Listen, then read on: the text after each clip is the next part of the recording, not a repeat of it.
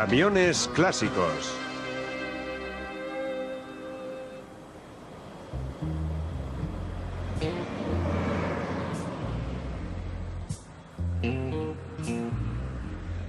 Los camioneros norteamericanos han sido catalogados a menudo como los últimos cowboys. Pero muchos de nosotros olvidamos todo lo que estos fatigados conductores y sus predecesores han ayudado a que el sueño americano se convierta en realidad. Gigantes americanos.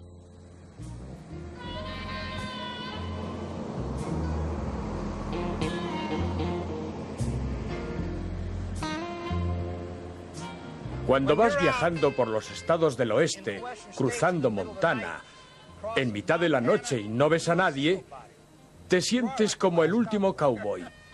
Eres el único que se encuentra allí.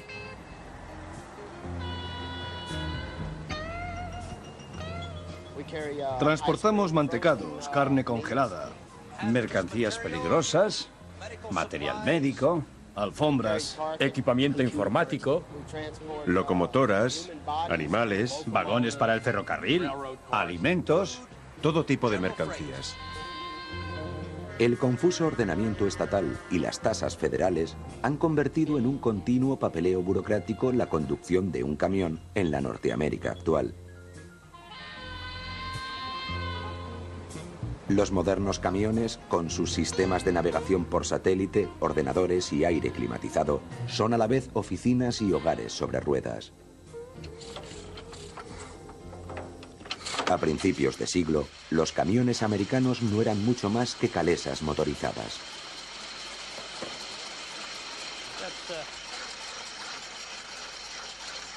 Así es como suena un motor de un solo cilindro.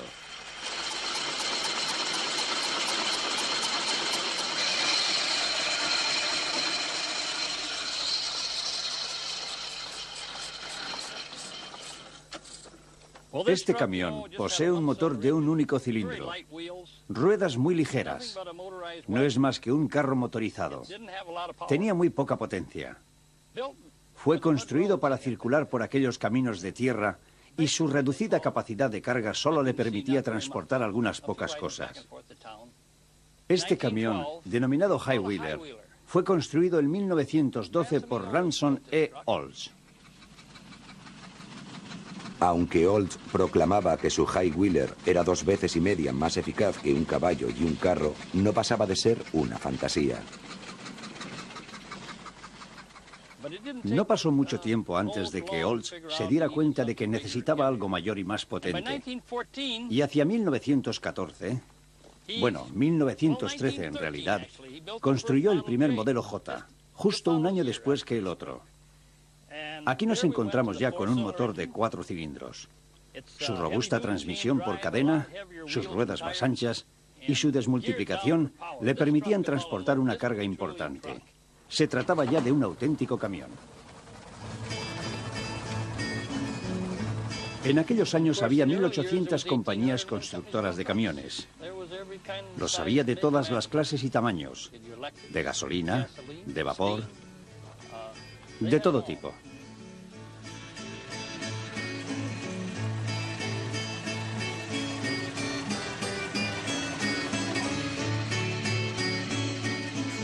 Estos pequeños vehículos permitían llevar los productos agrícolas al mercado, pero el transporte de largo recorrido lo realizaba el ferrocarril. El estado de los caminos, adecuados para caballos y carretas, los hacía impracticables para los más pesados vehículos motorizados. En 1919, el joven oficial Ike Eisenhower tomó parte en un convoy de camiones desde Washington, D.C. hasta San Francisco. Pretendían poner en conocimiento de la opinión pública el lamentable estado de las carreteras americanas. Los militares opinaban que la defensa de la nación se resentía sin una red de carreteras adecuada. El estado de los caminos exigía camiones duros y resistentes. Mack es uno de los más conocidos de entre los camiones americanos. El dicho «duro como un Mack» refleja su reputación de vehículo robusto y fiable. Tom Spencer es un restaurador con especial cariño por los Mack. Encontramos un montón de camiones en un edificio de Wilkes-Barre, en Pensilvania. Un anciano que murió a los 92 años los había almacenado en su interior. Aquí podemos observar algunos de ellos. Este es un Mack AB, fabricado hacia 1922. Ahí tenemos otro, es realmente precioso, con sus neumáticos macizos. Está tal y como lo encontramos. Hasta la tapicería es la original. Observen la rotulación en este lado. Isaac Finkel e hijos, Wilkes-Barre, Pensilvania. Tostado y empaquetado. Cafés Yankee Girl. Es bonito, ¿verdad? Poseían una pequeña plataforma para transportar la carga. Son modelos AB con transmisión por ejes. Este aún conserva las cortinas de lona laterales. No son muy bonitas, pero en aquellos días servían para aislarse del mal tiempo. Compañía Cárnica Diamond City. El hermano mayor del AB era el AC. Su agresivo aspecto exterior escondía sorprendentes avances de ingeniería. Aquí podemos ver el motor de un Mack AC. Está construido en aluminio y perfectamente fundido. No olviden que hablamos de los años 20. Toda la pieza es de aluminio, de manera que los motores actuales no suponen innovación alguna. Mack ya los construía así en los años 20. Bud Dawson, exconductor y coleccionista de camiones. Es un AC de 1916 con transmisión por cadena, fabricado en Allentown, Pensilvania. Este es el primero que salió de la cadena de montaje. Veamos. Lo primero que se debe hacer es abrir el paso de combustible y echar un poco de gasolina en los vasos del cebador. Abrimos la llave de purgado y ya podemos oír la compresión. Esto es para el arranque en frío. Lo acercamos al punto de compresión máxima y estrangulamos el paso del aire. El impulso hace girar rápidamente la bobina y lanza una chispa que arranca el motor.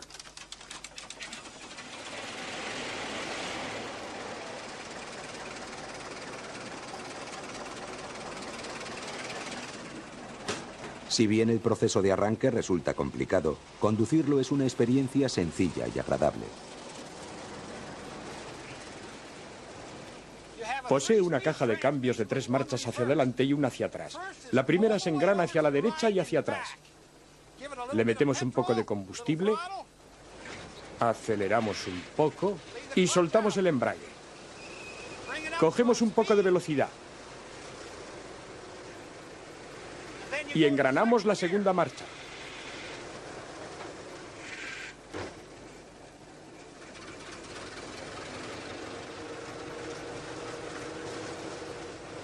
Ahora voy en segunda. Aceleraré un poco más.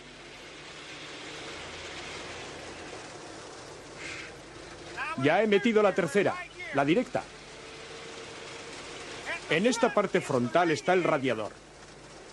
El aire caliente sale por los costados al exterior.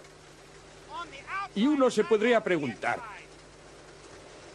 ¿por qué no pusieron aquí un dispositivo para proteger los pies? Por sentido común. Nadie metería sus pies en un ventilador.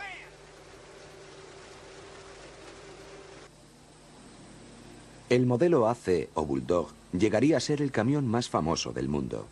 Fue durante la Primera Guerra Mundial. Los europeos lo denominaron así. Era tan robusto como un bulldog. Y casi tan feo. Si el oeste americano fue conquistado a lomos de los caballos, sus ciudades y carreteras iban a ser construidas a lomos de los camiones. Este vehículo pesa 4.400 kilos y puede transportar otros 4.500, o lo que es lo mismo, casi 5 toneladas. Un peso imposible de acarrear por un tiro de caballos y una calesa. Los caballos y los caminos de tierra pertenecían ya al pasado. América necesitaba carreteras y el simple y robusto diseño de los Bulldog sirvió de base para la construcción de todo tipo de vehículos. El chasis era tan resistente que muchos de ellos continuaron en activo hasta bien entrados los años 50. Quiero que vean esto. Se trata del motor de un Cadillac de 1948. Alguien sacó el motor de 8 cilindros en V y la transmisión automática y los acopló a este viejo Mack AC. Para adaptarlo tuvieron que cortar el capó y taladrar parte del bastidor, aquí, para dirigir más aire hacia la parte frontal del radiador a través de estos orificios. Los radiadores originales estaban aquí. Fue en Detroit, Michigan, donde encontramos este camión. Aquel anciano se acercó al almacén en el que nos encontrábamos y nos dijo: he conducido este camión durante 34 años. Un día entré al almacén con una multa en la mano. Se la di al jefe porque él solía pagarlas.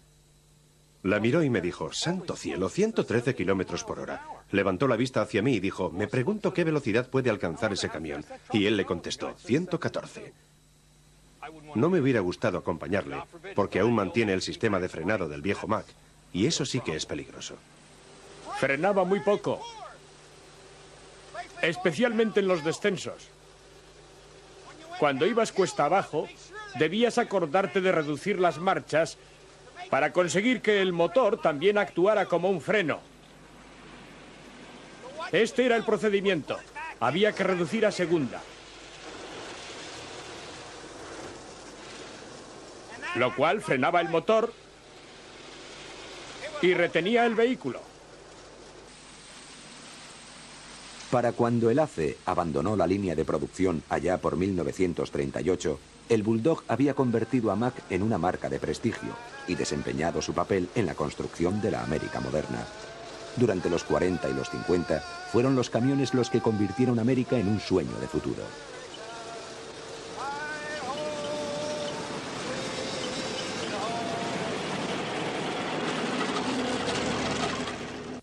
América no puede esperar. Pide lo que quieras cuando quieras. Los camiones ruedan.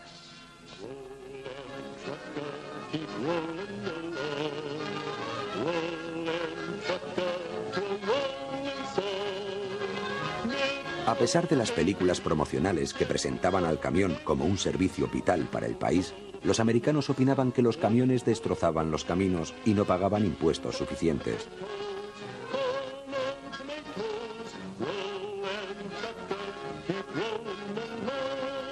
Pero, les gustara o no, estaban comenzando a depender de ellos. Este camión en particular transportaba ganado, vacas y puercos. Si debías transportarlos a una distancia muy larga, tenías que parar y dejarles descansar, lavarlos, dejar que fueran al servicio y darles algo para comer. En los tiempos anteriores a los derechos de los animales, no tenía importancia cómo llegaran estos a la mesa. Con tal de que llegaran frescos y a tiempo, el camionero había cumplido su trabajo. Tenías que ser muy cuidadoso. Había que amarrar las vacas fuerte en el remolque y vigilarlas constantemente para que ninguna se acostara. Si las atabas bien, se mantendrían siempre en pie. Solíamos utilizar unas varas eléctricas para asegurarnos de que se volvieran a levantar si se habían caído. Este GMC de 1930, que ya incluía una litera en su cabina, comenzaba a parecerse al camión americano. Llegabas a tu destino y quizá no querían recibir el ganado a la hora en que llegabas, que era justamente cuando tú tenías que descansar y comer algo. Este vehículo no alcanzaba más de 50 kilómetros a la hora, de manera que si tenías que viajar lejos, te llevaba mucho tiempo. Las cabinas con litera no eran frecuentes en los años 30, pero llegarían a ser imprescindibles para los transportes de largo recorrido. Cruzando un río a 50 kilómetros de distancia, a 150 en la estación del ferrocarril o en los muelles, a 1000 kilómetros en el medio oeste. A medida que los camiones empezaron a rebasar los límites de los estados, la burocracia aumentó. Los camiones no se detienen. Tenías que poseer el permiso pertinente. La licencia de tu estado te permitía acceder al estado limítrofe si existía un acuerdo de reciprocidad entre ellos. Si no, tenías que adquirir un permiso para poder transitar por aquel. Tenía una validez de 2 días, 48 horas, a veces hasta 72. Pero era obligado a estar en posesión de dicho permiso.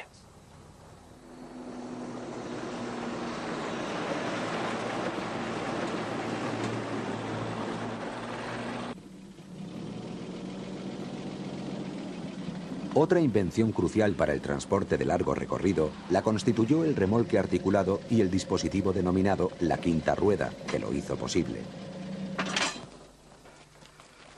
Asegurada con un perno de acero, la quinta rueda permite la unión y la articulación entre el remolque y la cabeza tractora. Los remolques separables redujeron el tiempo perdido, facilitando que los camiones retornaran a la carretera lo más rápidamente posible.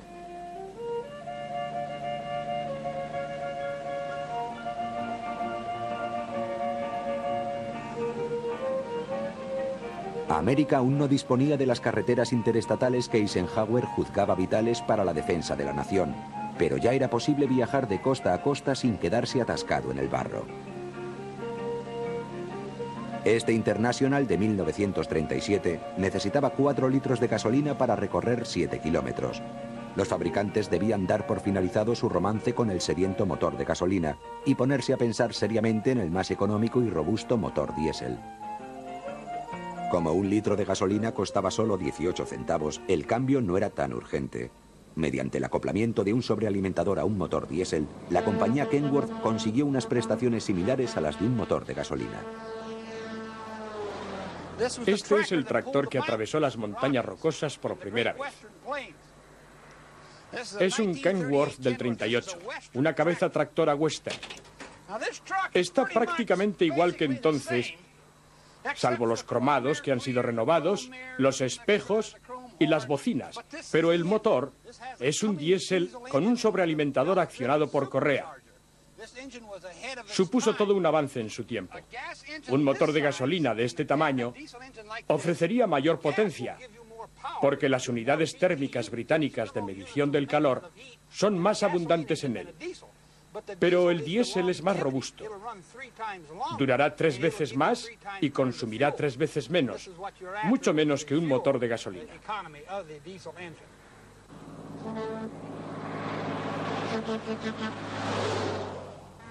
En las grandes obras públicas, pesados gigantes se mueven con dignidad, transportando fácilmente tremendas cargas, colaborando en la construcción de puentes. Repentinamente, la economía del diésel cobró importancia. América se estaba sacando a sí misma de la depresión a través de un masivo programa de carreteras que convertiría el transporte de largo recorrido en una realidad. Nuestra civilización moderna depende de una gran red de carreteras que convierta a América en una gran comunidad. Y son los camiones los que las construyen. Las carreteras eran cada vez mejores y comenzaron a fabricar camiones más grandes. Este de aquí es un Mack LTL.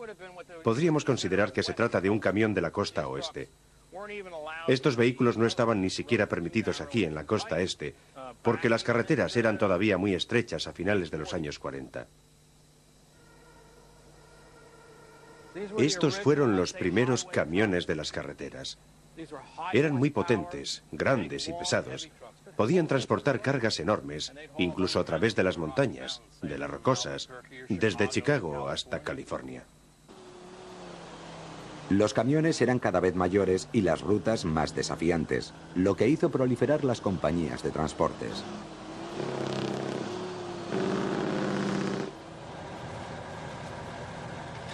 Tras la Segunda Guerra Mundial, compañías como la PIE, Pacific Intermountain Express, invirtieron en operaciones organizadas que capitalizaban el boom del servicio postal. Anota que 180 acaban de llegar a Kansas. Y añade esto, otros 2 en camino desde San Luis a Los Ángeles. Dime, Lloyd. ¿Cuántos van a salir hoy? 182, 90 hacia el oeste y 92 hacia el este. Bien. Los camiones Peterbilt de doble cabina permitían a la PIE transportar remolques de mayor tamaño sin infringir la regulación estatal. Pero la industria del transporte aún libraba una dura batalla de imagen y relaciones públicas. Las carreteras y los transportes son 2 de nuestros mayores logros económicos. Logros que deben desarrollarse y mantenerse al más alto nivel de seguridad y eficacia si deseamos que nuestro modo de vida sea mejor y más próspero. En 1947, la PIE gastó $70.000 en el Mighty Might. Se trataba de una reproducción a escala del modelo Peterbilt y su remolque, que recorría las ferias del país para crear una simpática imagen del mundo del camión.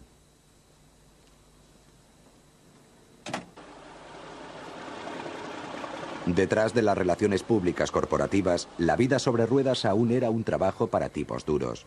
Este autocar de 1958, con su remolque Freuhof de acero inoxidable, era el prototipo de aquella época. No había nada como conducir uno de aquellos grandes camiones. Era un trabajo para hombres. Realmente debía serlo, porque aún no se había inventado la dirección asistida. Pero George Sawyer era apenas un muchacho cuando se puso al volante de un camión. La primera vez fue cuando tenía 11 años. Y conduje desde Celina hasta Detroit, en Michigan.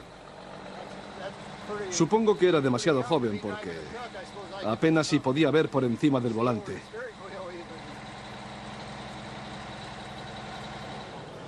Al igual que sucede en la actualidad, el primer propietario del autocar turboalimentado de George pudo elegir la combinación de motor y caja de cambios que mejor se ajustaba a su trabajo. Es un motor Cummins del 62. Estos motores daban una potencia de 160-180 caballos en la transmisión.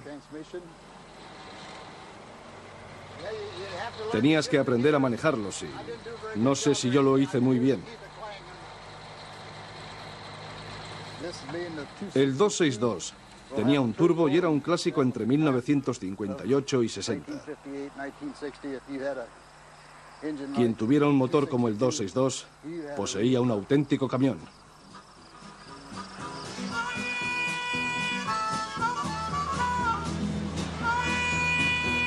A finales de los años 50, el transporte de largo recorrido ya se había establecido y el sistema interestatal de Ike estaba en construcción.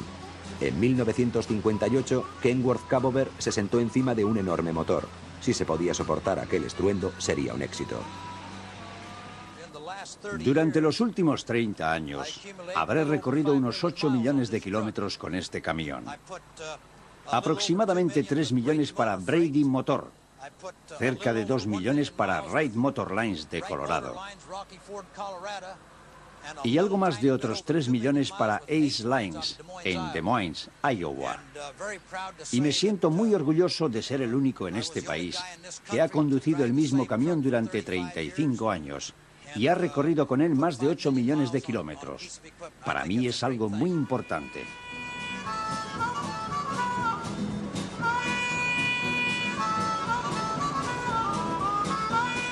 Las puertas de este restaurante, en la Interestatal 80, no se han cerrado desde que se inauguró en 1964. Los camioneros de los 90 todavía conservan una imagen inconformista, pero la carretera y el camión son parte de la cultura popular norteamericana. Sin ellos, el oeste aún sería salvaje.